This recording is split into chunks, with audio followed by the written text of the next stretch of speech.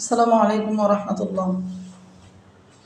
আসসালামু রাহমাতুল্লাহি ওয়া বারাকাতুহু। হুজুর, আপনার ছেলের নাকের পলিপাসের সমস্যা ছিল, তাই না? জি, জি, জি। আমাদের থেকে ট্রিটমেন্ট নিলেন।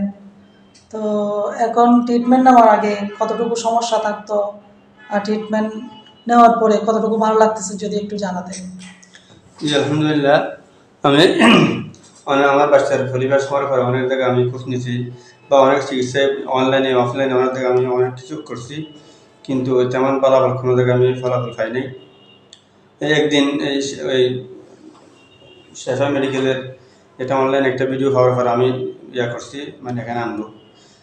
এখানে আসার পরে দেখছি মানে আজকে সহ 3বার আমার বাচ্চার মোটামুটি অনেকটাই ফুরাফুরি বললে মোটামুটি ফুরাফুরি এখন ভালো লাগে।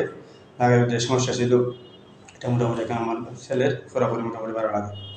সেই জন্য আমি যারা এই অনলাইনের যারা গ্রাহক বা যারা ভিউয়ার্স আছেন তাদেরকে বলবো, আপনারা যদি এই সমস্যায় ভুগে থাকেন তাহলে আপনারা এই অতি সত্ত্বে এই মানে মেডিকেলে সেরা মেডিকেলে যোগাযোগ করলে আপনাদের অবশ্যই এটা ভালো ফলাফল আসবে ইনশাআল্লাহ, আশা করি। ইনশাআল্লাহ। আপনার ছেলে কি কি সমস্যা হতো? আমার ছেলের সমস্যা হতো, নাক দিয়ে পানি পড়তো, মাথা ব্যথা হতো, এরপরে অনেকদিন জ্বর থাকতো, এরপরে গায়ে মাথা ব্যথা করা মাথা ব্যথা, এরপরে নাক দিয়ে পানি পড়তো, অনেক সময় নাক জাম হয়ে বন্ধ হয়ে যেত, একদম গোসল করলে এরপরে আবার নাক দিয়ে জাম হয়ে যেত।